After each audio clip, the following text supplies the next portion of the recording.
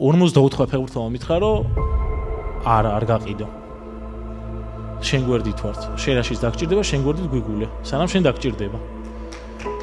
და ერთი ფეხბურთელი არის, ვინც მითხრა, რომ რა თქმა უნდა შენ გვერდით ვარ, თუმცა თუ გაყიდი, მე შეგეძლება რომ მაგ ფულით ახალი გააკეთო ისე, იმიტომ რომ ჯეოთიმი შენ ხარ და მაინც თავიდან მოხოდა. ჩვენს დაგეხმარებთ, მაგრამ მიქ ალბათ იქნებოდა რა თქმა უნდა ესეთი საკითხი, რომ იგივე რაღაც გაკეთებას ალბათ ვერ შეუძლებდი რა სავარაუდოდ. ერთ-ერთი რაც კრინიც არის, ეს აი მაგარ ფრთების შემასხა, რომ ჩემი რჩევა რომ ჯეოთიმი არავის არ მიცე და ასაც მოლაპარაკების შემდეგ შეგულიანებული ვაღებ კაბინეტის კარებს ესე წელში გამართული და ვამბობ რომ ჯეოთიმს არ ვყიდი. გამოიწერე ჩვენი არხი და დაგვეხმარე მიზნის მიღწევაში. მალე მსოფლიო ჩემპიონატის ფინალია. მილიონობით ბავშვი ეკრანთან იჯდება და ფეხბურთელობაზე იოცნებებს. ეს ეპიზოდი არის ორ კაცზე, რომლებიც ფეხბურთელები ვერ გახდნენ. ერთ თრთნელმა მესამე ვარჯიშზე უთხრა, ძროხასავით რატომ დარვიხარო. მეორემ 13 წლის ასაკში გაიგო, რომ უკვე გვიანი იყო. დღეს ერთი მათგანი საქართველოს ფაბრიციო რომანოა და იყო პერიოდი, როცა ხელფას ქართველი ფეხბურთელები უხდიდნენ. მეორე შოთა არველაძის მენეჯერია და ინტერი და ბარსელონა ჩამოიყვანა საქართველოში. ის რასაც დღეს აქ ნახავთ და მოისმენთ, არ არის ფეხბურთის ისტორია, ეს არის ბიზნეს ისტორია. მე შეგახსენებთ, თქვენ უსმენთ მარკეტერის პოდკასტს, რომელსაც წარმოგიდგენთ საქართველოს ბანკი ბიზნესი. საქართველოს ბანკი ქართული სპორტის მთავარი მხარდამჭერია. მე ვარ სპორტს ორიენტის დამფუძნებელი, რომელიც ფეხბურთის უფრო მეტად და სპორტის მიმართულებით ქმნის კონკრეტულ ივენთებს, კომერციულ აქტივობებს, მარკეტინგულ აქტივობებს, სხვადასხვა ბრენდებთან, ათლეტებთან ურთიერთობის ფარგლებში ქმნის სხვადასხვა კამპანიებს, რა თქმა უნდა ძალიან ბევრი ადამიანი ამაში ჩართული ინდუსტრიიდან, ეს იქნება რაღაცა კომერცია, კონტენტი თუ მედია თუ ასე შემდეგ, თუმცა ჩვენი ძირითადი საქმიანობა არის ეს, რომ პოზიციონირდებით როგორც მარკეტინგულ სპორტული სააგენტო და რაღაცა წლის განმავლობაში მიზნად გვაქვს დასახული, რომ 3-4 მინიმუმ მსხვილი აქტივობა გავაკეთოთ და ასევე ათლეტებს, რომლებიც არიან ნაწილობრივ ჩვენი პარტნიორები, ან გვაქვს მათთან კარგი ურთიერთობა, მივეხმაროთ, რომ თავები ჩამოაყალიბონ როგორც ბრენდებად, ან იპოვონ სწორი პარტნიორობები და ნუ რაღაც ნაწილობრივ ეს გამოგვდის, ხანდახან არ გამოგვდის და გვაქვს რა თქმა უნდა კარგი, ცუდი გამოცდილებაც და მიმდინარე ჩვენი საქმიანობა ეს არის, თუმცა როგორც თქვი, ბევრად შორი კი, ყველაზე ცნობილი პროექტები ალბათ პირადად ოთო, რასაც შენახორციელება არის ლეგენდების მატჩი, ანუ საქართველოში თუ გაიგეთ, რომ ლუიშ ფიგუ ჩამოვიდა, ან რონალდინო, ან ფაბრიციო რომანო, ეს ყველაფერი ოთოს დამსახურებაა და მისი გუნდის ის მუშაობს ყველაფერი ამაზე. საბა, შენზეც გადავიდეთ ჯეოთიმზი დღეს რას აკეთებს, თორე იმ გზას გავიხსენებთ, მაგ ყველაფერს აუცილებლად. დღეს ვინ არის საბა საპანაძე? მოგესალმებით, მე ვარ საბა საპანაძე. კიდევ ერთხელ მადლობა მოწვევისთვის. მე ვარ ჯეოთიმის დამფუძნებელი ადამიანი, რომელსაც იმდენად უყვარდა ქართული ფეხბურთი უყვარს, რომ უნდოდა რაღაც პლატფორმა გაეკეთებია ქართული ფეხბურთის შესახებ, რომელიც გააშუქებდა ქართულ ფეხბურთში მიმდინარე მოვლენებს. კითხვა დასვა, რომ ვინ იხედავსო პირველად ამ ადამიანებსო და ჩემთვის ბოლო პერიოდში რაც დავფიქრდი, რაც მეტი ეგეთი ადამიანი იქნება, უკეთესია. იმიტომ რომ უფრო მეტი რესურსია, რომ გაიზარდოს შენი პლატფორმა და კიდევ უფრო მეტ ადამიანს გააცნო და გამოიწვიონ. ანუ ეს ნიშნავს იმას ჩემთვის, რომ არ ამოწურულა რესურსი და მაქსიმუმს არ მიღწევია ჩემს ქვეყანაშივე. ეს შენ ხარ და ამ ყველაფერს ხარ გკითხავ, ესეც შენ ხარ. როგესმოდეთ, ეს არის ოთო, როდესაც როგორც გულშემატკივარი ფანი ისე მივიდა შოთი არველაძესთან და ამ ისტორიებს ახლა ყველაფერს გავიხსენებთ და დღეს არის შოთის მენეჯერი, შეიძლება ასე ითქვას. ესეთი ტექსტიც დაგიწერა. თუმცა, როდესაც ჩვენ შთაგონებაზე საუბრობთ, ძალიან შთამაგონებელია ის ისტორია, როგორც იწყება ოთოს და საერთოდ ფეხბურთის ურთიერთობა და მინდა რომ ეს ისტორია კარგად მოგვიყო, იმიტომ რომ ოთო გაიზარდა იმ ოჯახში, სადაც ეუბნებოდა რომ ფეხბურთს არ შეეხო და რაღაცა ერთ დღეს რაღაცეები შეიცვალა და თუ შეგიძლია რომ აი ძალიან გულწრფელად გაგვიზია რომ ეგ ისტორია, იმიტომ რომ დარწმუნებული ვარ ბევრ ადამიანს გამოადგება სხვადასხვა სფეროში. ხო. მაგას დიდწილად დროც განსაზღვრავდა, იმიტომ რომ 90-იანი წლების ბავშვისთვის და მშობლისთვისაც წარმოუდგენელი იყო, რომ რაღაც ორი თანაბრად კარგად გეკეთებინა, ან თუნდაც მშობლის პერსპექტივიდან რომ შევხედოთ, მოევლო ისეთი ბავშვისთვის, ვისაც თანაბრად დაინტერესებს შეიძლება სწავლაც და ფეხბურთიც. ამიტომ ბავშვობიდან მოყოლებული ერთადერთი რაც მაინტერესებდა იყო, რომ ფეხბურთელი ყოფილიყავი, ანუ იმის სწავლის მიუხედავად, ჰობების მიუხედავად, სხვა მიზანი ესე არ მქონია არასდროს და ყოველთვის რაღაც ისე გადიოდა ის ეტაპები, როცა უნდა შესულიყავი ფეხბურთზე, ანუ 5 წელი, 7 წელი, 9 წელი, 11, როცა არის საკვანძო. რისიკითაც აზრი აღარ აქვს. ფეხბურთზე ფიქრს საერთოდ, რომ ისე მივედი 13 წლამდე მოკლედ, რომ ვერ მოვახერხე ფეხბურთზე სიარული და ერთ დღესაც მამა ჩემი მოვიდა ბუცებით და მაისურებით ხელში სახლში, სრულად მოულოდნელად და წამიყვანა ერთ-ერთ საფეხბურთო სკოლაში ვარჯიშზე, რომ ეს მისი მხრიდან იყო, რომ აი რაღაც მინდა რომ ეს შენი ოცნება სცადო. თუმცა რეალურად რო შევხედოთ 13 წლის ფეხბურთელი, დამწყები ფეხბურთელი 100-დან 99% შემთხვევაში ვერ გამოდის და ვერ გამოვა. იმიტომ რომ როგორც თქვი, ბევრი ეტაპი უნდა გქონდეს ამისთვის გავლილი. რაღაც წელიწად ნახევრიანი ცდის მერე დავრწმუნდი, რომ ეს ჩემი საყვარელი საქმე ყოველთვის იქნება, თუმცა ვერ ვიქნები ფეხბურთელი და ის თუ ალბათ დღეს რასაც ვაკეთებ, ნაწილობრივ მოდის ცოტა მაგ ტკივილის გააზრებიდან, რომ ანუ შენ ვეღარაფერს ვეღარ გააკეთებ ისეთს, რომ ის გამოგივიდეს, რაც ყველაზე მეტად გიყვარს. ანუ ფეხბურთელი ვეღარ იქნები, რაც არ უნდა მოხდეს. შეიძლება ისწავლო ახალი ენა, დაეუფლო ახალ პროფესიას, წახვიდე სხვა ქვეყანაში, მიიღო მოქალაქეობა, არ ვიცი, გახდე ვიღაც, მაგრამ არა ის, რაც შენ გინდა. და ამ გააზრებით და ამ ნაწილობრივ მიძღვნით ყველაფერი შემდეგ რაც ხდება ჩემ ცხოვრებაში, იქნება ეს სწავლის გაგრძელება, უნივერსიტეტში ჩაბარება, პროფესიების არჩევა თუ ასე შემდეგ, ყველაფერი იყო მხოლოდ ფეხბურთის ირგვლივ. ჟურნალისტიკაც, მარკეტინგიც, კომუნიკაციებიც, ფეხბურთის მენეჯმენტის კურსიც, UEFA-შიც თუ ასე შემდეგ, ყველაფერი უკავშირდებოდა იმას, რომ რაც მოედანზე არ გამომივიდა, ის მოედნის გარეთ მეკეთებინა. ეს ქვეცნობიერად რა თქმა უნდა, ეხლა როცა 17 წლის ასაკში ვაბარებდი, არ მიფიქრია, რომ რაღაც კონკრეტული ივენთის ავტორი ვიქნებოდი, თუმცა მაგ გააზრებით და მაგ მიზღვნით დავიწყე სიარული, ასე ვთქვათ რა და ის შოთის ისტორიაც ერთ-ერთი მაგის ძალიან საინტერესო ისტორია თავიდან ბოლომდე და ესეც რო კარგად მოგვიყვე. ეს ერთ-ერთი მაგის ნაწილია 2009 წელს, როცა ავტობიოგრაფიული წიგნი დაწერა, მე უკვე ძალიან შეყვარებული ვარ შოთიზე როგორც ფეხბურთელზე. და მოკლედ ჩემ მეგობართან ერთად ის დავაზუსტებ, აი სანამ შოთიზე შეყვარებული ხარ, აი ამ შენ დღიურს აწარმოებ, ეგეც შეგვიძლია. კი, აი ეს აი ესეთ რო გესმოდეთ, აი ესეთ და ეს აქ გვაქვს.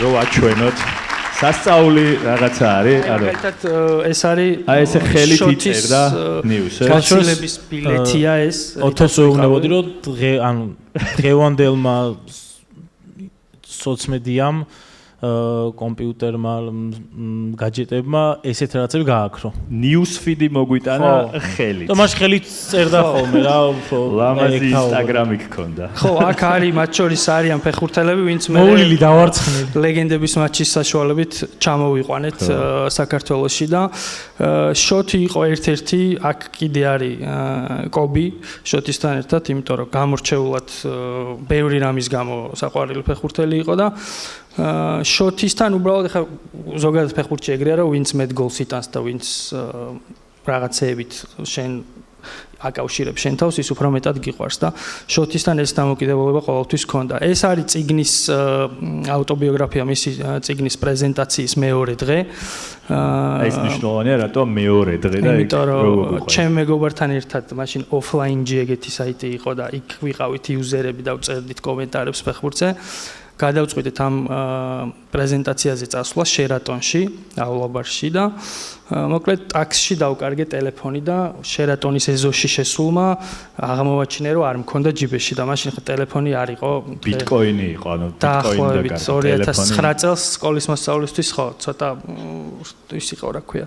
უფრო პასუხისგებლობით მოქცევას საჭიროებდა ვიდრე უბრალოდ წიგნის პრეზენტაციაზე გზის გაგრძელებას. ამიტომ მოუბრუნდი ამის საძებნელად და იმ დღეს აღარ შეხვედი შოთი დარბაზშია და შენ წახვედი მობილურის საძებნელად. მოკლედ ისე მოხდა რომ მითხრა ამ ტაქსმა რომ მოდი აქ მაგ ტელეფონი და რომ მივედი გათიშა და ნუ აღმოჩნდი ისეთ სიტუაციაში რომ ვერც ტელეფონი დავიბრუნე და ვერც პრეზენტაციას მოუსწარი და ხო რაღაცა სახში ესეთი ძალიან ცუდ ხასიათზე მობრუნებული საღამოს დიმა ობოლაძის გადაცემაში შოთი იყო სტუმრად ლევან კობიაშვილთან და ლაშა სალუქვაძესთან ერთად და გადაცემას იწყებს ამით რომ შეიძლება იყო დღეს ისეთი ხალხი ვინც ვერ მოვიდა რაღაც მიზეზის გამო და ხვალ მეგალაინში დილის 10 საათზე შევხვდები ეგეთ გულშემატკივრებს და მეგონა რომ მე მელაპარაკებოდა, იმიტომ რომ ეგრე მივიღე, იმიტომ რომ ანუ სხვანაირად არ შეიძლებოდა რომ ეგ დამთავრებულიყო მაგდენად ჩემი დამოკიდებულება როგორც მინდოდა მისთვის გადამეცა და დილის 10 საათზე რა თქმა უნდა უკვე პოსტერებით და წიგნებით ხელში ვიდექი გაღებამდე მაღაზიის და აი ეს ფოტოც არის მანდ გადაღებული როგორ მიწერს ხელს შოტისთანაც ხედავთ როგორი ტელეფონი დევს ფოტოს ხარისხზე ბოდიში და აი ამის შემდეგ შემიძლია საბასთან გავაგრძელოთ იმიტომ რომ ძალიან კი არ გამიძალდეს და მე გადავიდეთ საბასთან 1-2-ს გადავახტებით ეს ბიჭი არის საბა საპანაძე მისი თხოვნით ეს ანეკდოტი არ ჩართოთ ხო? ანეკდოტი არ ჩართოთ. ჩემი თხოვნით არ ჩაერთება ეს. კი, ანეკდოტი ნამდვილად არ ჩართეთ, თუმცა საბას ისტორიაც ასევე ძალიან საინტერესოდ იწყება. იყო მომღერალი საბა და მისი გზაც რაღაც ხრივ საინტერესოა იმით, რომ უარყოფები იყო ამ გზაზე და რომ მოგვიყვე, როგორ შეიცვალა, როგორ დაიწყე საერთოდ გინდ ფეხბურთი, გინდ კარიერა რა ხდებოდა ამ სიმღერაში, იმიტომ რომ რაღაცა მახსოვს ისეთი ისტორია გაქვს, რომელიც რაღაც ძალიან გაგაბრაზა და ამის შემდეგ გადახვედი სხვა სფეროში. არა და კარგად ვღეროდი. მე მგონი ეხაც ვღერი ხარ, ხო რაღაც? ო, კარგად არა. კარგად არა. ის უფრო კარგად გავაზი. საბა დავიწყოთ. შენი ისტორია ბავშვობიდან. რა გიტაცებდა? რაღაც ტრადიციულად 99% ისეთ გარემოში გავიზარდე, სადაც ფეხბურთი უყვარდა, ფეხბურთი იყო ჩართული. შესაბამისად, ფეხბურთის სიყვარული ბავშვობიდან ოჯახიდან მქონდა. და სადღაც 7-8 წლის ვიყავი, უკვე აი იმ პერიოდში თან რუსთავი ორის ჩემპიონთა ლიგები, დიმაო ბოლაძე იყო ყველაზე აქტუალური ადამიანი. შენ გიდოდა რომ დიმაო ბოლაძე გამოსულიყო. აი, ხო, რა კომენტატორი მინდოდა გამოსულიყავი. მართლა უნდოდა. თან მაშინ იყო ესე რომ ტელევიზორთან დაჯდებოდი და აკომენტირებდი თამაშებს რა, ვითომ ან რაღაც საფეხბურთო კომპიუტერულ თამაშებში ვითომ თამაში მიყავდა. ფეხბურთიც მინდოდა რეალურად, თუმცა ძალიან არასპორტული ოჯახიდან ვიყავი და ძალიან ბევრი თხოვნით შემდეგ ფეხბურთზე შემიყვანეს და მესამე ვარჯიშზე სადღაც მასწავლებელმა ფეხბურთთან სწავლობთ რა ძროხასავი დარბიხარო რა და ეგ იყო ბოლო რა ჩემი მინდორთან შეხება რა მწვანე მინდორთან შეხება როგორც ფეხბურთელი იმ წვნელის გაძლება მესამე ვარჯიშამდე რო გაუძლო რა მაგარი და ფული მქონდა გადახდილი და იმასაც დავდიოდი ფოლკლორულ ანსამბლში მართვეში ღეროდი ხო ღეროდი 8 წელი 9 წელი ვღეროდი და საკმაოდ ისეთი ესე რომ ვთქვათ წარჩინებული მოსწავლე ვიყავი მათ თვითონ რომ მარაზროს რეპეტიციებს არ ვაცდენდი ყველა კონცერტზე დასწრება მომქონდა და მახსოვს ის ბედნიერება როცა ლოტბარმა დამიბარა კაბინეტში და მითხრა რომ შენი ზომები გჭირდება ჩოხისთვის და აი უბედნიერესი ვიყავი ნაკრებში გამოგიძახეს ნაკრებში გამომიძახეს სასტარტო შემადგენლობაში ვარ და ნუ უკვე გამიჩნდა იმის სრული რომ თან გავყვე ამ საქმესაც რა. თუმცა ისე იყო რომ აი გასულითი კონცერტები რაც იყო უცხოეთში მანდ ვერაზოს ვერ მიდიოდი, იმიტომ რომ მარაზოს არ ქონდა ჩემს ოჯახს იმის ფინანსური შესაძლებლობა რომ გადაეხადა ფული რომ კონცერტს წავსულიყავი. ნუ ამას ვიღებდი ჩვეულებრივად, იმიტომ რომ ვიღაცას აქვს, ვიღაცას არ აქვს, იქ ის მიდიოდა, ვისაც იმ შემთხვევაში ქონდა ფინანსური შესაძლებლობა. ჩემი გულისტკენა და мотиваციის დაკარგვა ამ საქმეში გამოიწვია იმან რომ ერთხელ მესმის ესეთი რაღაც რომ აი ამ ადამიანებს 200 ბიძზე იყო საუბარი არ აქვს შესაძლებლობა, თუმცა ისინი ჩვენთან ერთად წამოვლენ, ჩვენ შეუკრათ ეს ფული, რომ ესენი ჩვენთან ერთად წამოვიდნენ, იმიტომ რომ რაღაც სოლო უნდა იმღერონ. მივიღე ჩვეულებრივად, იმიტომ რომ იმ შემთხვევაში ჭირდებოდათ, თუმცა ეს გაგრძელდა. თან იმასაც ვფიქრობდი, რომ ჩემებიც მეუბნებიან, რომ კარგი ხარ, გიმართლა, თუმცა შემდეგზე ან იმის შემდეგზე ალბათ თითო ისეთი ადამიანსაც შესაძლებლობა არ აქვს, რომ ფინანსურად წავიდეს ამ კონცერტზე, ალბათ ყოველას გაუმართლებს რა, და ჩემი მეუბნება და რომ ნახე ერთხელ, ორჯერ, სამჯერ, სულ ერთი და იგივე ხალხი მიყავდათ ზუსტად იგივე პრინციპით. მივხვდი რომ უკვე აღარ მიმიწევდა გული, რამდენჯერმე რეპეტიციას გავაცდინე, მოწყენილი ვიყავი სკოლიდან, აღარ მიდიოდა წასვლად, ჩემს ვეუბნებოდი თავი მტკივა, ყელი მტკივა, ვერ წავალ. ფეხბურთი რადგანაც მიყვარდა და ასე დასრულდა ჩემი მუსიკალური ხო რა, დიდი გამოსვლების სცენაზე. ფეხბურთი მიყვარდა და როგორც მანამდე ვთქვი რომ მუსიკის პარალელურად მაინც უმიდოდა ეს კომენტატორი ყოფილიყავი. ჩემი საქმე მინდოდა რომ ფეხბურთში მეცადა. თუმცა ძალიან პატარა ასაკიდან დავიწყე ამაზე ფიქრი. ალბათ ერთ-ერთი ეს იმანაც განაპირობა სამსახურის ზებნა დავიწყე და რატო? 13-14 წლის ვიყავი ამ ამბავს რო შეუდექი, რადგან ხედავდი რომ დედა ჩემი ძალიან ბევრს შრომობდა რომ ჩემი და ჩემი დისთვის რაღაც გაეკეთებია ცხოვრებაში რა რომ რაღაც წიგნები გვეყიდა, საჭმელი ვქონოდა და ცირა ტვინი ისე მოეწყო რომ გინდა რომ შენ დაეხმარო დედა შენს რომ რაღაც რა თქმა უნდა იმ გასამრჯელს ვერ მოგცემენ მაგრამ ეგრე იწყებს ფიქრს 14 წლის ბავშვმა ხო არ იცის რომ 500 ლარს იშოვის თუ 100 ლარს თუ რამდენსაც იშოვის და საიტებზე ვაკანსიებს ვეძებდი და კომპიუტერში კარგად ხო კომპიუტერში ნუ ეგ უკვე მე იმ თაობის წარმომადგენელი ვარ ვინც კი აი ოთო შეიძლება ვერ იყვებოდა იმიტომ აი ჭაღარები აქვს თემებზე თუმცა მე საერთოდ თმა არ მაქვს ხო და ნუ დავიწყე ვაკანსიების ზემნა იყო რაღაც საიტები იმდენად დიდი სურვილი მქონდა წერის აი უკვე მაგასაკში გადავკვალიფიცირდი კომენტატორობის სურვილიდან წერალ ჟურნალისტობამდე იმდენად დიდი სურვილი მქონდა ამის რომ კარგად ვერ ვწერდი მაგასაკში ძალიან და რას მახსოვს სპორტინფოს გაზეთები იყო ესეთი ყიდულობდი მაგას სპორტინფოს გაზეთს და იქიდან ვიწერდი სტატიებს და ვაგზავნიდი საიტზე რომ იქნებ ამიყვანონ სამსახურში თუმცა რა თქმა უნდა სადღაც დაახლოებით ერთ კვირაში თურმე ჩვენი რედაქტორიც ისიც ყიდულობს ამას და დაგბლოკეს. შენ მოდი ერთი აქო ესე მითხრეს და უბრალოდ ამ საიტზე დამბლოკეს. თუმცა სადღაც რაც არ უნდა უცნაური იყოს. რაც უნდა უცნაური იყოს, არ ვიცი რა დამბლოკეს. სადღაც სამთოში ამხსნეს ბლოკი, იმიტომ რომ ძალიან მე პირად საუბრობ შევთხოვე ერთი შანსი მომეცით და მე უკვე ჩემი თარგმნილი სტატიებს წერდი და ჩემდას ვთხოვდი, რომ გრამატიკულად და თუ რამე იყო გასასწორებელი, გაესწორებია ჩემთვის, იმიტომ რომ მაგასაკში ჩემი და უფრო კარგად ფლობდა ქართულ ენას და ლიტერატურას. თუმცა იქ ამბობდნენ რომ მე მონდომებული ვიყავი, ყველა შეცდომას მითითებას ვიმახსოვრებდი და მალევე უკვე მე თვითონ შემეძლო, რომ ყველაფერი გამართულად დამეწერა ტექსტი.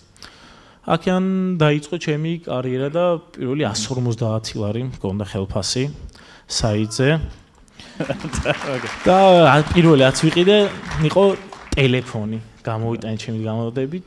უკვე კომუნიკაციაზე გახვედი. კომუნიკაციაზე ხო, მანამდე რაღაცა ისეთ ტელეფონი მქონდა ინტერნეტში. უბრალოდ ჩემ დასთან და დედა ჩემთან საკომუნიკაციოდ.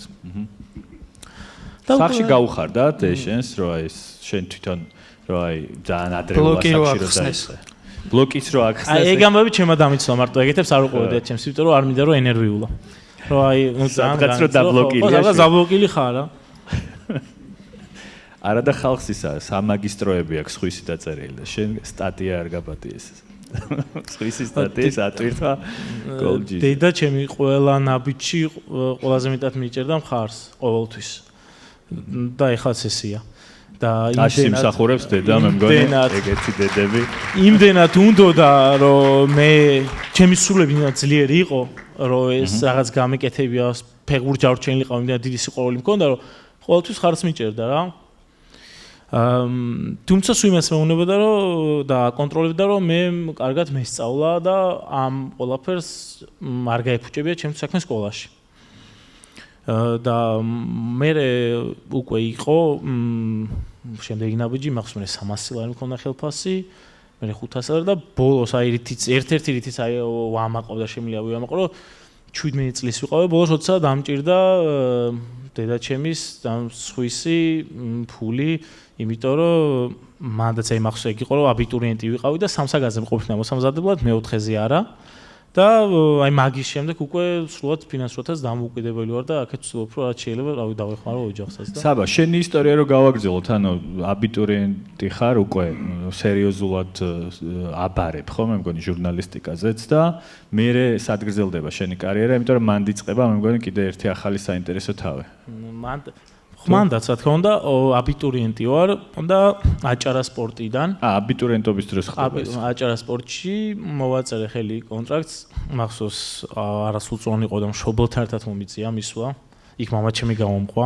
ჩაიბარეთ ბავშვი ხო და მე HR-ი ამბობდა რომ პირველად ჩემ ცხოვრებაში პირველად არისო რომ მშობელთან ერთად მოვიდაო ადამიანიო კონტრაქტის გასაფორმებლად ის რო უნდა გაგეკეთებენ რომ იყიდებიან ფეხბურთელები და ესე ხო ვითომ აგენტი ეგრე გამომყვა და მაშინ ერთ-ერთი ის იყო მან ძალიან ისე რომელი წლებია საზოგადოებასო წარმოდგა ამას სულაპარაკო 2017 წელს ხო 2017-ში ხო რაღაც დინამოზე სიმინდი დავთესოთ პოსტებია ეგ იყო შეიძლება ფეხბურთის ეხა რო ყველა ბავშვი ფეხბურთზე დადის ეგრე არის გიორგი ჩაკუტაძემ სანამ ერთ თალი განმოგვაგებინა იმ მანდ უკვე რაღაც ემა შეაჩერეს ეგ ლაპარაკი მანამდე აქტუალურად იყო რომ ფეხბურთი დავთესოთ დინამო არენაზე ფეხბურთი ეხა დავთესეთ და მანამდე სიმინდი დავთესოთ დინამო არენაზე და ეგ პერიოდი რომ აჭარა სპორტად შემომთავაზა რომ დაგეხმარებით ფინანსურადაც შენ შეძლებ რომ უზრუნველყო შენი თავი მომზადება შენით და გადავედი ძალიან დიდ გამოწვევის წინაშე ვიდექი რომ უკვე მან ქართულ ფეხბურთზე მუშაობდი მაგ პერიოდში სადაც გადავედი აჭარა სპორტში ნახვები არის 5, 10, 15 საათიებს და ჩემი დავისახე მიზნად რომ ჩემი უკვე მაგ პერიოდში ფეხბურთელებთან კომუნიკაციები მაქვს, რაღაც ინფორმაციები მაქვს, ინტერვიუებსაც ვწერ და დავისახე მიზნად რომ აჭარა სპორტი წამოუწიო წინ, უფრო კითხვადი საიტი გახდეს. რაც გამომივიდა კიდევაც იყო ბევრი ისეთი ინფორმაციები, უკვე აჭარა სპორტი ჩამოყალიბდა იმ პერიოდში საზოგადოებაში, როგორც სანდო საიტი ქართული ფეხბურთის ინფორმაციების შესახებ. შემდეგ უკვე არის ის პერიოდი, რაც თქვი ჩაკვეტაძემ 2018 წლის ერთა ლიგა, სადაც გიორგი ჩაკვეტაძე გამოჩნდა და გაიცნო ქართულმა გულშემატკივარმა. 2018 წელი დასრულდა და მაგ პერიოდში 2018 წლის სექტემბერში პირველად წავედი ნაკრების გასვლაზე, ნაკრების გასვლით მატჩზე სექტემბერი იყო ყაზახეთის წინააღმდეგ. და უკვე დავდივარ გასვლით თამაშებზეც. და 2019 წელი არის უკვე ის ერთა ლიგა ჩავლილია და ერთ-ერთ დღეს ვიღუძებ და აღმოვაჩინე ინსტაგრამზე გვერდი 433 და თუ ფეხბურთის გულშემატკივრები არიან დარბაზში, ეცოდინებათ ეს გვერდი. სადაც უყურებ კონტენტს და ვფიქრობ, რომ რაღაც გავსი შეიძლება გავაკეთო ოღონდ სამოყოლო დონეზე, იმიტომ რომ ისინიც რაღაც თამაშებიდან დემეს თორებს, ინფორმაციებს აქვეყნებენ. და პარალელურად ვფიქრობ, რომ იმდენი გამოუყენებელი მასალა მაქვს, რასაც პირად ინსტაგრამზე ვდევდი, რომ რაც გამოუყენებელი იქნება ჩემი სამსახურისთვის, დავდებ ჩემთან. და გავაკეთე სამოყოლო დონეზე. აი, უბრალოდ ჩემი გამოუყენებელი მასალები რომ ამეტვირთა. თუმცა შემდეგ ძალიან მალევე ისეთი განწყობა გაჩა გულშემატკივარშიც, აი ფეხბურთელების ასისტებს, გოლებს ვდებდი სტორებში და ერთხელ ორჯერ ვარ დავდე მომივიდა მესიჯები, რატო აგვიანებ? და მან ვიხდი რომ უკვე ანუ აღარ არის გართობა, აღარ არის რაღაც სიამოვნებელად, ხალხის მიმართ გაგიჩა პასუხისმგებლობა, რომ ისინი ელოდებიან შენს დადებულ სტორის, შენს დადებულ ინფორმაციას. მე მალევე იყო რომ იმ პერიოდში გიორგი ჩაკოტაძე როგორც ბევრჯერ ვახსენე ძალიან პოპულარული იყო და გიორგი ქვილითაია იყო ადამიანი, ვინც დამეხმარა რომ რაღაც აი დიდი ბიძგი მოეცა ჩემთვის. გამომართვა ინსტაგრამი ჩემი თხოვნით და გააკეთე ესეთი მიმდინარეობა კონტენტი take-over-ი ხო? ერთი დღე გიორგი ქვილითაიასთან და გიორგი ჩაკოტაძესთან ერთად. ორი დღით ადრე რაღაც რეკლამა გაუკეთე ამ ყველაფერს, რომ ინსტაგრამი ექნებათ ბიჭებს, შეიძლება კითხვების დასმა, ისინი გიპასუხებენ მესიჯებში. სადღაც ყავს 1000 გამომწერი, უცებ 5000 გამომწერზე ავედი. და სადღაც აი 2-3 თვეში 10000 გამომწერზე ავედი. თან მაგ პერიოდში კიდე უფრო ინსტაგრამზე ამდენი გამომწერი იყო, რაღაცა ძალიან ესეთი ჩემთვის მიუღწევილი და წარმოუდგენელი რიცხვი, რომ მე უკვე ნელ-ნელა დავიჯერე, რომ მარტო გართობა და ჩემი გამოუყენებელი მასალების დადება აღარ იყო ეს გვერდი და უკვე რაღაც სერიოზულად უნდა შემეხედა. მოკლედ ჯეოთიმი ძალიან პოპულარული გახდა მალევე, ესეთი ისტორია დარწმუნებული ბევრი ვარ, მაგრამ ყველას როგორც ჩანს არ უხაროდა ეგ ამბავი. და ეგ ისტორიაც რომ მოგვიყვა, როგორ განვითარდა შემდეგ ერთ-ერთი შეკრებიდან დაბრუნებული იგებ, რომ შენ რაღაც ჩვენთვის გადაღებულ კონტენტს ცოტა სხვაგან დებ. თუ როგორ იყო ეგ ისტორიაც? მოკლედ როგორც კი აჭარასპორტში ვმუშაობ იმ პერიოდში და აი ეს ის პერიოდია დაახლოებით რასაც ვყვები ახლა, როცა მაკედონიასთან წავიდით 2020 წლის ფინალი და 2021 წლის თებერვალში მივდივარ თურქეთში შეკრებაზე, სადაც იქ გადიან შეკრებას ფეხბურთელები, ვინც ნაკრებში თამაშობენ. დაუგეგმე ყველაფერი, ანუ მე ყოველთვის ჩემი გეგმავდი, შემკითხე პირად შეხვდრისას, რომ შენ გეგმავდი და ყოველთვის ყველა ინტერვიუს ჩემი გეგმავდი პირადი ურთიერთობებით. დაუგეგმე ინტერვიუები მქონდა შეხვედრა სამსახურში, რა რიცხვები, რა შედეგები უნდათ რომ ჩავამეტანა, რა იქნებოდა სასურველი. მქონდა ძალიან ბევრი ექსკლუზიური ინტერვიუ, მათ შორის ხუჩა კვარაცხელიასთანაც მაშინ პანდემიის კორონას გამო ფინალი გამოტოვა ყველა რაღაც ელოდებოდა დისტანცია გეჭირა ალბათ. ხო, კი. კარგად ჩაიარა მოკლედ ამ შეკრების გაშუქება. კი, ჩაიარა, იყო აი ძალიან ცნობილი ინტერვიუ, რაც არის ფეხბურთის გულშემატკივრებისათვის უნახავს მამუკა ჯუღელის აგენტის ინტერვიუ, სადაც დიდი ხნის შემდეგ საკმაოდ განხილავდი საფეხბურთო აგენტი გამოჩნდა ეკრანებზე, ეგეც ჩემი ინტერვიუა. პირველად შენაშვენე ქართველ მაყურებელს მამუკა ჯუღელი. არ თქონია ხო მე მგონი ინტერვიუ. ძალიან ეს კონტენტი ოღონდ ეს ინტერვიუ ბოლო რაც ვთქვი, არ არის დაგეგმილი გაწერილი კონტენტებში. და მოკლედ გადავწევ მილიონ ახვას ყველა პლატფორმაზე იქნებოდა. ჯეოთიმზე დაიდო ეს? არა. იქ აჭარასპორტზე. და უბრუნდები სამსახურში უკვე ბედნიერი და მიბარებენ ოთახში. პრემიას ელოდები. აი ველოდები აი კონვერტი რა და გავშლი და ფულებს დავითვლი. ეს ის პერიოდია თან მაგ პერიოდში აჭარა სპორტმა იყიდა სეტანტა გახდა. და უკვე ლიცენზირებული კონტენტები და ლიცენზირებული გადაცემები ჰქონდათ რა. და ესეთი ლაპარაკი შედგა ჩვენ შორის. რომ ისინი ახალ დონეზე გადადიოდნენ უკვე საერთოდ განვითარების მეც მიუყვები მეც ხოლმე გადავდიოდი მქონდა ამის სურვილი რომ გადავდიოდი ახალ ლეველზე და ესეთი საუბარი შედგა რომ ერთად ეს ორი რაღაც უღარ გაგრძელდება ან ჯეოთიმი ხდება ჩვენს დაქვემდებარებაში თუმცა შენაგრძელებ კვლავ-კეთებას და მეორე მხარე არის რომ შენ ტოვებ აჭარასპორტს ძალიან რთული პერიოდი იყო ჩემთვის ერთ-ერთი საკონზე ჩემს ცხოვრებაში იმიტომ რომ ორი რაღაც იდგა აქ ერთი ის რომ თან გულწრფელად გული დამწყდა მამსაუბრის გამო იმიტომ რომ როგორც ვთქვი რომცა მივედი აჭარასპორტში ძალიან დაბალი ნახვები ჰქონდა მე ვთვლიდი რომ ის ნახვები რეიტინგები დიდწილად ჩემი დამსახურება იყო ჩემი ნიუსების პირადი წყაროებით მოპოვებული ინფორმაციების მეორე მხარეს იდგა გვერდი რომელსაც ჩემი ცხოვრება დაუკავშირე იმიტომ რომ ჩემი პირადი ჯიბიდან ხელფასიდან ვიხდიდი ყველაფერს რომ რაღაცები გამეკეთებია დიზაინერი მონტაჟი იქნებოდა თუ ნებისმიერი სხვა რამ ორი საკითხი დგას აქ ან ჯეოთიმი რომელიც ჩემია და მიყვარს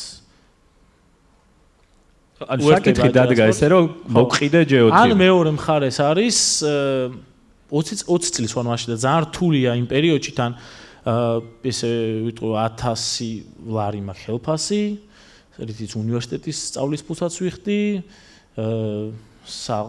ხო ყოველდღიური ფული არის ჩემთვის არის გასვლითი თამაშები უცხოეთში მივლინებები მეორე მხარეს არის ჯეოთიმი და არაფერი და რას ვაკეთებ ამ დროს უკვე ამ პერიოდში ძალიან ახლა ურთიერთობა მაქვს ფეხბურთელებთანაც და პირველი რაც გავაკეთე იყო ეს ჯეოთიმი ხო ქართული ფეხბურთის სიყვარული და ფეხბურთელების სიყვარული შევქმენი. ავდექი და ერთი შაბლონური მესიჯი გავაკეთე, სადაც სახელებს ამოცული და ყველა ფეხბურთელს მივწერე ერთნაირი მესიჯი. ბარბარობას როგორც ულოცა მე ხო. გამარჯობა გურამ, გამარჯობა. გიფით ჩაუგდე. გამარჯობა ხვიჩა და ასე შემდეგ. ესეთ ჩემი ისტორია მოვუყევი და ბოლოს კითხავს ვამ რომ მე არ მაქვს პრობლემა, უბრალოდ თქვენი პასუხი მაინტერესებს გულწრფელი. მე შემიძლია რომ თუ შენი ნებისმიერი პასუხით მე მივიღებ გადაწყვეტილებას მე დავრჩი აჭარა სპორტში თუ მე შემიძლია გავრისკო. ხო. სადღაც 45 ფეხბურთელს ველაპარაკე. ერთადერთ 45 ფეხბურთელმა მითხრა რომ არ გაყიდო. შენ გვერდით ვართ. შერაშიც დაგჭირდება, შენ გვერდით გვიგულე. სანამ შენ დაგჭირდება. და ერთი ფეხბურთელი არის, ვინც მითხრა რომ რა თქმა უნდა შენ გვერდით ვარ, თუმცა თუ გაყიდი, მე შეგეძლება რომ მაგ ფულით ახალი გააკეთო ისე, იმიტომ რომ ჯეოთიმი შენ ხარ და მაინც თავიდან მოხოდავ. ჩვენს დაგეხმარებთ, მაგრამ მიქ ალბათ იქნებოდა რა თქმა უნდა ესეთი საკითხი, რომ იქნებოდა ესეთი საკითხი, რომ იგივე რაღაც გაკეთებას ალბათ ვერ შეუძლებდი რა სავარაუდოდ. ერთ-ერთი რაც კრინიც არის, ეს არის რომ აი მაგარ ფრთები შემასხა, რომ ჩემი რჩევა რომ ჯეოთიმი არავის არ მიცე და ხო. ასაც მოლაპარაკების შემდეგ შეგულიანებული ვაღებ კაბინეტის კარებს ესე წელში გამართული და ვამბობ რომ ჯეოთიმს არ ვყიდი. თან მეუბნე, ანუ მანდ იყო ლაპარაკი რომ უკვე ანუ აი მაშინ მიყავს 30000 გამომწერი ინსტაგრამზე 28000. აი რამდენი გამომწერს უნდა ახვიდე მე მგონები 50000 ახვალ და რა ანუ ქართული ფეხბურთით რამდენი გამომწერზე შეიძლება მიაღწიო. თან ხა ერთ დღეს შეიძლება ანუ წნეხის ქვეშ ვარ მე როგორც წლის ბიჭი ერთ დღეს შეიძლება ადგე და ჯეოთიმი აღარ არსებობდეს გაგიქრონ ეს რაღაცას მე მგონებიან და საკმაოდ რთული იყო ჩემთვის ფსიქოლოგიურად. თუმცა ეს ბიჭების თანადგომა მომცა იმის საბაბი იმის საფუძველი რომ მე დამეწყო რთული საქმე, თუმცა წლების შემდეგ წლებმაც აჩვენა რომ ცხოვრებაში ერთ-ერთი ყველაზე სწორი გადაწყვეტილება მიმიღია. და მე ეს ხალხი რაღაცა ინვესტორებადაც აქცია, ხო, ჯეოთიმ. შეგვიძლია ეგ ისტორია? მაგ ისტორიას მოყვება მაგ ისტორიამდე. ხო. იყო რომ თუ წამოვიდოდი რაღაც მეთქი თუ შეგიძლიათ ბიჭებო რომ რაღაცნაირად დამეხმაროთ. ძალიან მეორე მესიჯი ბარბარობის ეს პირველია, კაცო, ეს პირველი იმას მე მოუყვე. პირველი საფეხბურთო რეკეტი იყო ეს.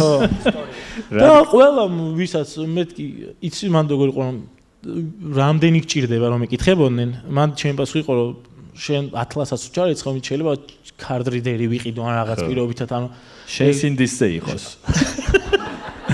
ხო და სადღაც 4 დღეში ანგარიში მიდოს 18000 ლარი. ოღონდ 18000 ლარიც აი 3 დღეში დაიხარჯა, ლეპტოპი ვიყიდე, კამერები ვიყიდე, შტატივები. მაშინ ეს ქართველი ფეხბურთელებიც ცოტა ისე არიან დაბალ კლუბებში, ანუ არ გეგონოთ რომ მეტი რა გაუჭირდათ, მაშინაც ხო. ძიდრები არ არის. ჯერ ხელმოკლეები არიან, ნაკრების დღევანდელი კონტინგენტის დიდი ნაწილი საქართველოს ჩემპიონატში თამაშობს, ხო. ყველაზე კარგი ფეხბურთელი, ხო. შახტარში, ხო, შახტარში ხო დავით ხოჭოლა.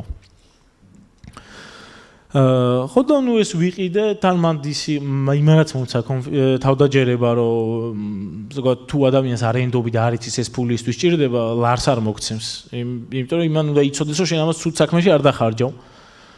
ამ ყველაფერმა რამე ბეთში არ გადა. ხო რა, უეჭველ ორ კოეფიციენტში. მე იყო აი მანდ პირველი ტურისტული კომპანია ვოიაჟერმა ძალიან მალევე გამიშვა კვიპროსზე. სადაც ქართველი ფეხბურთელების თასის ფინალი იყო. და მაგდენ ლოგი ჩამოვიტანე, ინტერვიუ ჩამოვიტანე და უკვე ხვდები რომ არ არის ეს ფულიც, აი რაც გამოზოგილი 18000-დან დარჩენილი ფულიც აღარ ყოფნის. და რამდენი ფეხბურთელი ვისთანაც უფრო ახლოს ვიყავი, ვილაპარაკეთ რომ მეთქი თუ შეგიძლიათ იყო 5-6 ფეხბურთელი ესეთი. მეთქი თუ შეგიძლიათ სანამ სპონსორი გამოჩნდება რამდენიმე თვე დამასპონსოროთ. რო არ ვიწვალოთ არა. რო არ ვიწვალოთ ხო რა. და 5-6 ფეხბურთელი ესე რიცხვი შევთანხმდით $150-ზე. და 5-6 ფეხბურთელი ყოველი თვის დასაწყისში იყო თვის დასაწყისში შეგვახსენე თუ ჩვენ არ ჩავრიცხეთ. და რეფინანსირების განაკვეთზე რომ ამას არ ენერვიულა $-ში შეუთანხმდა მაგით. $-ში. თან იქ კურსებს ვითვლი რომ ლარში ჯობია შარიცხონ თუ $-ში და ხო და მაშინ იყო თან გამოჩნდა მაგ ლაპარაკიდან სადაც ორ თვეში ერთ საღამოს წერს ადამიანი, არც ვიცი რომ საერთოდ ვინ არის წარმოადგენელი არ მაქვს. მოკლედ ესეთიო კომპანია მაქო, ანუ შემოგვაქვს სასმელიო კაბისაო და მე ძალიან მიყვარხარო, ძალიან პირველი 800 რაღაც გამომწერი ყავდა რომ გამოგიწერეო და დიდი თანხა იქნება 1000 ლარი შემიძლია მოგცეო და თუ დაგეხმარება განვითარებაშიო და დაურეკე ეგრევე დედაჩემთან ჩემდასთან ეგ სპონსორი გამოჩნდა წარმატების იმას გრძნობ ხო რა რომ ახლოს ვარ წარმატებასთან და თუმცა რა თქმა უნდა ეგ ძალიან დამეხმარა უკვე მემონტაჟის და დიზაინერის გასამრჯელო იყო ეგ და მანდეიდან სადაც ერთ წელში უკვე იყო აჭარაბეთი გამოჩნდა როგორც სპონსორად და ეგრევე პირველი მესიჯი დედაჩემთან ჩემდასთან კი ბიჭებთან იყო მეთქი აღარ ჩარიცხოთ უკვე იქით ჩაგირიცხავთ იქით ხო თუ დაგჭირდებათ ბიზნეს კლას გიყიდით ხო და ძალიან ბედნიერი ვიყავი რომ მე ზოგადად ძალიან მერიდებოდა ის პერიოდიც მიუხედავად იმისა რომ საერთო საქმეს ვაკეთებდი ძალიან მერიდებოდა ძალიან ისე უგზნობდი თავს უხერხულად რომ მე ჩემი ახლო მეგობრები ამ შემთხვევაში თუნდაც მეხმარებოდნენ და მაგის შემდეგ უკვე ესე წავიდა რა მე უკვე მალევე ხუჩაც ნაპოლიში გადავიდა რასაც ძალიან მამარდა ვალენსიაში ვიყავდა და უკვე აღორძინებისკენ წავედით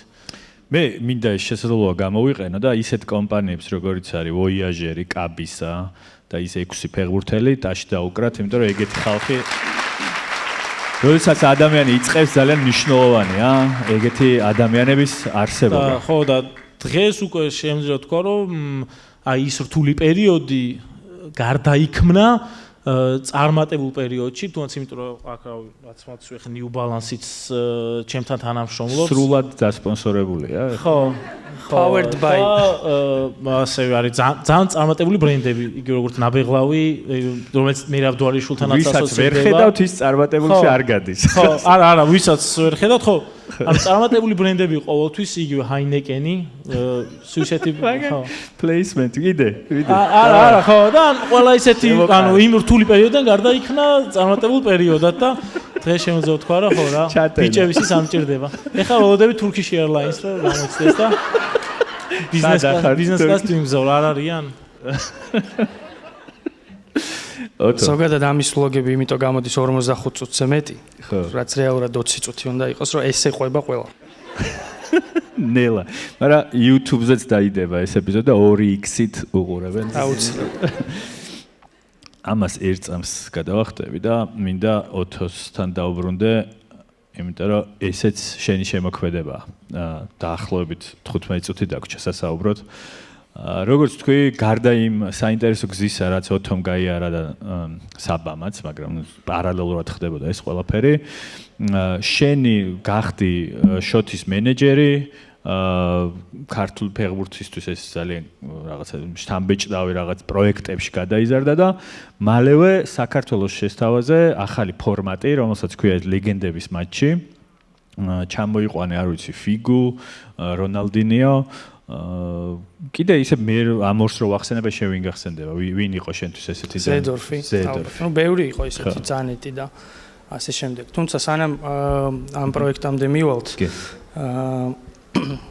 ეს ამბავი უფრო შორიდან იწყება როცა შოთი მიდის თელ-ავივის მაკაბეში მწვრთნელად 2015 წელს და მე ვანებებ თავს სპორტულ ჟურნალისტიკას და თავაზობ რომ მოდი გავაკეთოთ შენი სოციალ-მედია არხები, Instagram-ი და Facebook-ი, იმიტომ რომ შენი გავლენით და სოციალური, ასე ვთქვათ, რაც გაქვს რა მოკლედ ხალხში ეს სიყვარული თუ ასე შემდეგ, შესაძლებელია რომ უფრო დიდ აუდიტორიას მივწვდეთ, ვიდრე ეს არის რაღაც ინტერვიუ კონკრეტულ არხთან თუ ასე შემდეგ, თან როცა შენ რასაც გინდა, იმას დაპოსტავ და 2015 წელს Facebook-ი და Instagram-ი სულ ალბათ რამდენიმე მოქმედ ფეხბურთელს შეიძლება კონდეს ნუ მწვრთნელს გარანტირებულად არავის არ აქვს რა და ამის შემდეგ იწყება უკვე რაღაც ფეხბურთზე პოსტვის და ფეხბურთის ივენთების გარდა როცა ყოველდღიური კომუნიკაცია ჩამოგვიყალიბ და ვლაპარაკობთ რომ რატომაც არა რომ რაღაც შენი აზრი დააფიქსირო რაღაც სოციალურ თემებზე ისეთი რა ვთქვათ რომელიც შენ გაწუხებს და არ შემოვიფარგლოთ მხოლოდ ფეხბურთით და ეს შეიძლება იყოს რაღაც მოზარდების წახალისება რაღაც ბავშვთა სკოლების გახსნა და ამის დასპონსორება სხვადასხვა სპორტსმენის სპონსორებთან ერთად მათ შორის ეს შეიძლება იყოს მიმდინარე ისეთი პოლიტიკურ სოციალური საკითხები, რომელიც ჩვენ მრავლად გვაქვს ყოველთვის არ უჩივით მაგის დანაკლის და მოკლედ შოთი უფრო ყალიბდება ცოტა ისეთ ფიგურად, რომელიც გადის მწვრთნელის, ფეხბურთელის, სპორტსმენის ფარგლებს გარეთ, ძალიან პოპულარული ხდება ისეთ ასაკობრივ ჯგუფებში, რომლებიც დაბადებულიც კი არ იყვნენ, როცა მან ფეხბურთს თავი დაანება და უკვე ეს რაღაც სოციალური გავლენა გადაიზარდა სხვა რაღაცებში. და მივუბრუნდით შოთის ყოფილ კლუბებს, Ajax, Rangers და ასე შემდეგ და უთხარით, რომ თქვენ რო გაქვთ სხვადასხვა პროგრამები, ლეგენდების თუ ასე შემდეგ, გვაქვს სურვილი რომ შოთიც ამაში ჩაერთოს, იქნება ეს მატჩი ამსტერდამში თუ გლაზგოში თუ სხვაგან ლონდონში, გვინდა რომ რაღაცა ამის ნაწილი ჩვენც ვიყოთ და ჩვენ მოგეხმარებით რაღაცა კონტენტის წარმოებით, სპონსორების მოზიდვით თუ სხვა ფეხბურთელებთან ურთიერთობის დაალაგებით და მე იმათი ჩამოყვანით და ერთ-ერთი პირველი რომელიც ერთად გავაკეთეთ და ამაში სეტანტა სპორტსიც ჩართული იყო ლეგენდების მატჩი ლონდონში, ლონდონის ჩელსისა და შევჩენკოს მეგობრებს შორის. უკრაინის ხარდასაჭერი მატჩი, რომელშიც ჩვენ ჩავერთეთ და მივიყვანეთ სპონსორი, ჩავიყვანეთ რამდენიმე ფეხბურთელი და მათ შორის შოთი შევჩენკოს მეგობრებში. და ლონდონში როცა ეს თამაში მორჩა და რაღაცებს ვლაპარაკობდით, თქვით ერთად, რომ რატომაც არა ეს რატო არ უნდა გავაკეთოთ თბილისში რა, როცა უკვე ამხელა რაღაცა ნეტვორკი, შესაძლებლობები და რაც მთავარია მეტნაკლებად უკვე ის გემოვნებაც გვაქვს, რომ ვიცოდეთ როგორი გვინდა რომ გაკეთდეს. და მანდვე ლონდონში მეორე დილას მივწერე სამ კლუბს მეილი, იყო იუვენტუსი, ინტერი და ბარსელონა და შევთავაზე საქართველოში ესეთი მატჩის ჩატარება. აქედან ერთ თვეში ინტერის კომერციული დირექტორი ჩამოდის თბილისში, იტალიის საელჩოს მოწვევით რაღაც ივენტზე და იმეილზე რა თქმა უნდა მოდიში რა თქმა უნდა არავინ პასუხი არ გამცა და იქ ვახსენებ ამ ადამიანს რომ მე მოწერილი მაქვს და თუ შეიძლება რომ როცა დაბრუნდებით ამაზე მიპასუხოთ და უკვე ერთ კვირაში შედგა ისეთი მოლაპარაკება რომ ჩვენ იმ 2023 წლის ბოლოს უკვე დავაანონსეთ ინტერის მატჩი, რომელიც ჩატარდა ბათუმში 2024 წლის მარტში. და ეს იყო რაღაც ჩვენი პირველი ნაბიჯი ამ მიმართულებით. ეს ლეგენდების მატჩი ხარო გითხრათ, არ არის რაღაც ჩემი არც საოცნებო პროექტი, არც ისეთი პროექტი, რომელზეც მომავალში შეიძლება აქცენტი გავაკეთო, თუმცა მნიშვნელოვანია იმ კუთხით, რომ ის საფეხბურთო ნოსტალგია, რომელიც ქართულ გულშემატკივარს აქვს და სამწუხაროდ ცუდი პირობების გამო ხან შუქი არ იყო, ხან ტელევიზია არ იყო, რამდენი ისტორია გვაქვს მოსმენილი პანტეანზე და ასე შემდეგ. ამ ადამიანებისთვის უბრალოდ მიგვეცა იმ ხალხის აქ ნახვის შესაძლებლობა, ვინც შეაყვარა ფეხბურთი. ჩემ შემთხვევაში ეს შეიძლება იყოს ზიდანი, ვიღაცის შემთხვევაში რონალდინიო და რაც მთავარია კიდე აქ რაღაცა ჩაუბეჭდეთ ადამიანებში კონკრეტული ხელშესახები რაღაცები, იმიტომ რომ ფეხბურთელებს როცა ბავშვები გამოყავთ მოედანზე, ან როცა ხვდებიან კადრს მიღმა, ან მიდიან და ხელს უწერენ პოსტერებზე, ან მედიას ხვდება და ინტერვიუს აძლევს ლუის ფიგუ თუ ვინმე სხვა.